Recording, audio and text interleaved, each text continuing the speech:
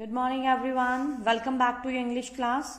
Today we will begin with lesson number 10 of your English reader, and the name of the lesson is The Hen, and the author is Hector Hugh Munro. So your lesson is The Hen. So before we start, let's read something about the author, Hector Hugh Munro. He was born on 18 December 1870 and he died on 14th November 1916. He is better known by his pen name Saki. Means when he used to write stories or any of his writings, for that he is known by the name Saki. Pen name means when he is writing books or stories, so in that he is known by the name Saki. So he is widely considered as one of the best short story writer in the English language, and he started his career as a journalist writing for Westminster Gazette, and his first book was The Rise of the Russian Empire, and it was published in 1900. So after that it was followed by a collection of short story. After writing his first book, he started writing many more. So it was followed by a collection of short stories, Not So Stories, in 1902. So we'll start with the story, The Hen. Now the characters in this are Mrs. Sangrel. She is Clavis' mother. Then Clavis, Mrs. Sangrel's son. Then we have Sturridge, Mr. Sturridge, the butler. So it's the butler. Butler is the manservant. Then we have this Jane Martlet. She is a troublesome guest. Then we have Dora, Mrs. Sangrel's another friend. And the hen is also there in the story. So let's begin the story now. In this story, Clavis, Mrs. Sangrel's son, he invented a trick using a problem between two women who used to be guests at his mother's home. They were good friends until one of them sold a hen to the other, and the bird did not lay a single egg to its new owner. So a while later, one of the women was a guest at the inn, and the other one announced she was going to arrive soon as a guest. So Clavis, the owner's son, talked with Jane and told her about the madness of one of the servants. So Clavis had already told Jane Martlet that Sturridge was delusional and she was Queen Anne, that is Queen of England, who was dead long ago, who should have been dead.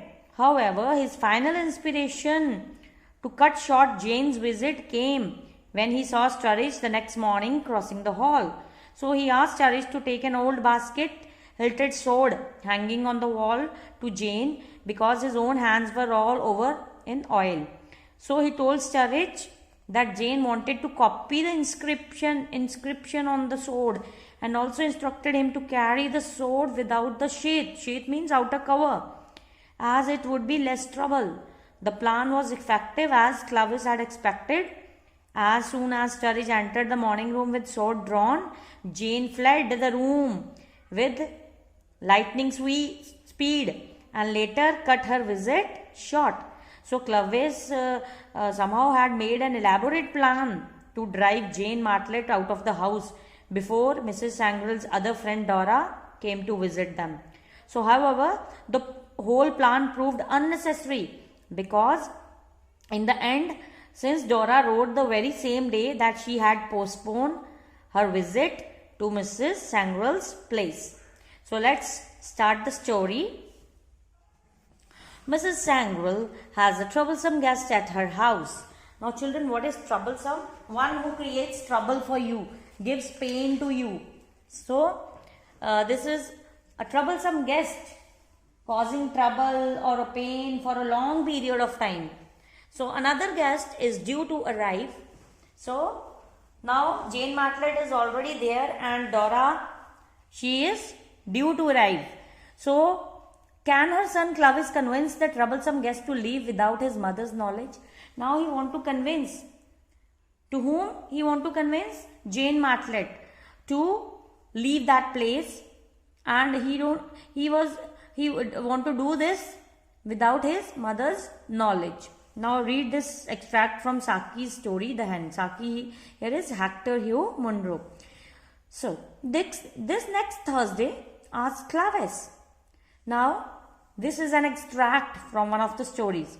So there was conversation before these lines. There was a conversation between Clavis and Mrs. Sangrel. So the conversation was that about Dora's visit, that she's going to visit next Thursday. So then asked Clavis. Clavis asked, this next Thursday? Now he want to say here that this next Thursday Dora is about to come. His mother nodded. Nodded means when you move your head up and down as a way of saying yes. So she said yes. While she said yes by moving her head up and down. You have rather done it, haven't you? He chuckled. You have rather done it, haven't you? What he is talking about here? That you must have postponed her visit. You must have refused her not to visit here. So he chuckled. Chuckle here means when you laugh quietly, right?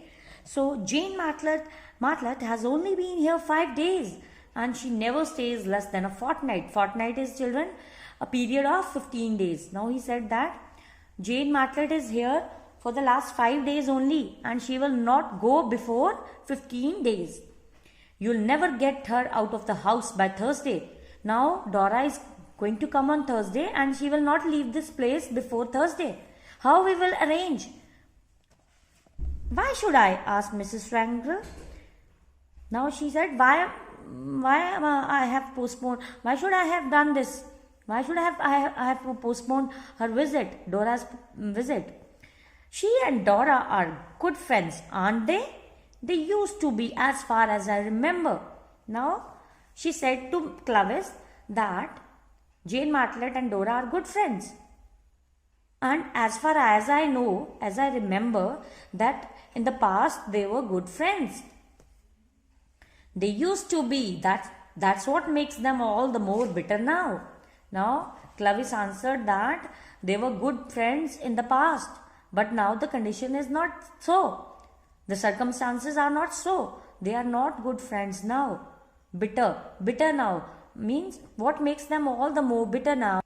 So he said that now the condition is not good, means they hate each other now. Bitter now, the condition is bitter now. That is caused by anger or hatred. But what has happened? Has someone been making mischief? Now Mrs. Sangrel asked that what has happened? What is the reason? Has someone been making mischief? Now she is asking that, is this due to mischief? Any mischief done? That is bad behavior. That is not very serious behavior or activity. Means that is annoying. Okay? Or a source of harm. A cause of one's bad behavior only. So, not exactly, said Clavis. A hen came between them. No, he said not exactly. There is no mischief. No one has done any mischief. And I think the reason is a hen. A hen came in between them. A hen? What hen? Then Mrs. Sangrel asked. She was surprised. She asked, a hen? What hen? It was a bronze leghorn or some such exotic breed, and Dora sold it to Jane at a rather exotic price. Now he said that the reason is that a hen, this is bronze leghorn, is a breed of hen. Now the reason of this bitterness or this quarrel is this bronze leghorn, the breed of hen, and or some such exotic breed, means this is one of the foreign breed, and Dora sold this hen to Jane at a very high price, and Jane thought she was going to get her money back in a large family of pedigree chickens. Now she said that I have spent a huge amount, and after that she was going to get her money back when she will have chickens. Pedigree chickens means chickens of good breed she will get, then she'll get her money back. The bird turned out to be an abstainer from the egg habit. Now after that, what happened? The bird, it was not able to lay eggs. So now she came to know that this hen is that she is not able to lay any eggs. She did not lay eggs. If she will not lay eggs, then how can she have pedigree chickens also? So this is the reason why they have a quarrel between them. How ridiculous, said Mrs. Sangrel. Now she said, it's most awkward situation. Now how ridiculous means very silly, how unreasonable. And this is very awkward situation. So this is a situation that it's very difficult. Awkward situation means not convenient, or you can say difficult, or difficult to deal with. So she said that such a situation, difficult to deal with, do you suppose they won't speak to one another? Now she is asking Clovis that what do you think? That they won't speak to one another, they will not have conversation. On the contrary, the difficulty will be to get them to leave off. Now Clovis said, on the contrary, the difficulty will be to get them to leave off. Now he said that it's completely different. It's opposite. Contrary means opposite. The difficulty will be that how to stop them from argument, to stop arguing. I can't put Dora off, said Mrs. Sangrel. I have already postponed her visit once, and nothing short of a miracle would make Jane leave before self-allotted fortnight is over. Now she said that I'm not able to stop this. I cannot put Dora off. Means her visit. I cannot stop her visit. I cannot say, I'm not able to say her no, because in the past also she was about to come here and I postponed her visit once. And this is as far as Dora is concerned, that I am not going to postpone her visit. And on the other hand, any miracle is a wonderful event that seems impossible and that is believed to be caused by God. Means miracle can happen. It could a lucky thing that happens that you did not expect. Now she says that miracle would be there, that the Jane will leave before 15 days, because she has self-allotted fortnight. Self-allotted fortnight means she already decided to stay there for 15 days. Now only miracle can happen and she will leave before 15 days. Now Clovis said, let me try my best. Now let me try my best means he is having a plan. So he said that let me try something. Now in the second part now, servants are a bit of nuisance, muttered Clovis, talking to Jane Martlet at tea time. So when Jane Martlet was having tea, at that time Clovis came there and he started a conversation. He said, servants are a bit of nuisance. Nuisance means something or someone that annoys you or causes trouble for you. Now he said that servants are it's a reason of trouble for you. Muttered means to say in a very low or a quiet tone. So he said, he spoke in a very low and quiet and often angry voice also. That is difficult to hear. So he muttered to Jane Martlet, I don't see what you have to complain of. Now he said that I am not able to understand. For what you are complaining here regarding servants? Exclaimed Jane. So exclaimed, children, here means when you say something suddenly and loudly because you are very surprised. Your mother is so wonderfully lucky in her servants. Sturridge, for instance, has been with you for years. Now she says that, Jane Martlet, that you're talking about, what you're talking about? About servants. In this case, your mother is lucky because she is having such a good servant and he is with you for many years, Mr. Sturridge. That's just the trouble, said Clovis. He said that this is the trouble only, that he is here with us for many years. It's when servants have been with you for years that become a really serious nuisance.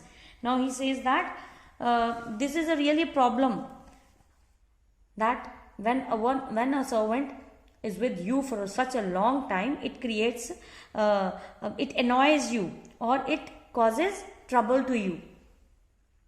It was Sturridge I was particularly thinking of when I made the observation about servants being a nuisance.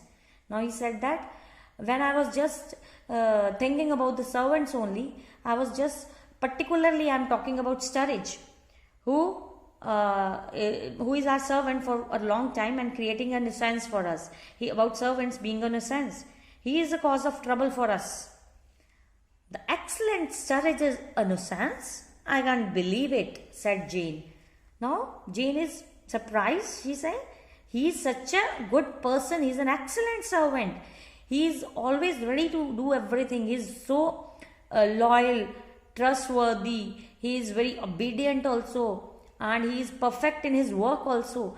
And how it could be a nuisance? How it could cause a trouble to you? I can't believe this. I just can't digest this. I know he is excellent and we just couldn't get along without him. Now, Clovis said that I know he is such an excellent servant, butler. We just couldn't get along without him and we cannot survive without him. We cannot survive without him. But his orderliness has had an effect on him. Orderliness means that a habit of being disciplined and organized. Always you are very disciplined and do everything in an organized manner. Now he said, but his orderliness has an effect on him. Now it affected him. Have you ever wondered what it must be like to go on doing the correct thing in the correct manner in the same surrounding for a long time? Now Clovis said that if one is doing everything right, correct, and in proper manner, and he is doing the same thing for many years, now how it would affect that person? So have you ever wondered what it must be like to go on doing the correct things? He is always doing correct things in a correct manner and in the same surrounding, means same place for a long time. Then Jane said, I should go mad. Now she said that after listening all these things, what you are talking about? I'm going to be mad. Exactly, said Clovis thoughtfully. So he said exactly. Exactly means just same. So thoughtfully. Thoughtfully means in a way that shows you are thinking a lot about something. But Sturridge hasn't gone mad, said Jane with a flutter of inquiry in her voice. Now she inquired because she is having questions in her mind. So she is in a questioning tone. She asked that, but Sturridge hasn't gone mad. He's okay. He has not gone mad. On most points, he is thoroughly sane and reliable. Sane means then you are sensible. So he said that most points he is thoroughly sane, he is reliable, he is sensible, said Clovis. But at times he is subject to the most obstinate delusions. And on those occasions, he becomes not merely a nuisance, but a sure embarrassment.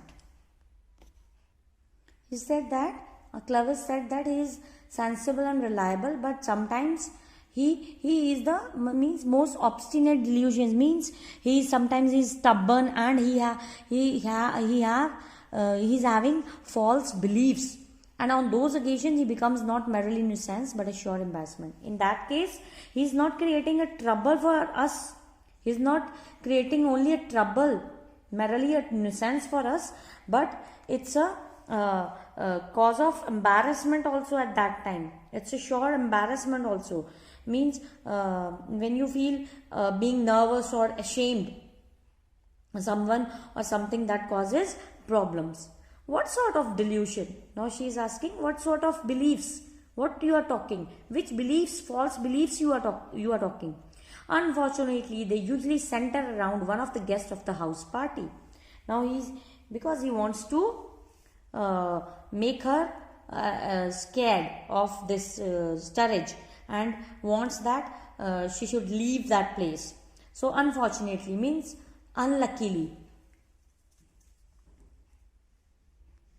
Now he said that unluckily these delusions, they center around one of the guests of the house party, means most of the times which the false beliefs he is having in his mind, that revolve around the guest only of the house party.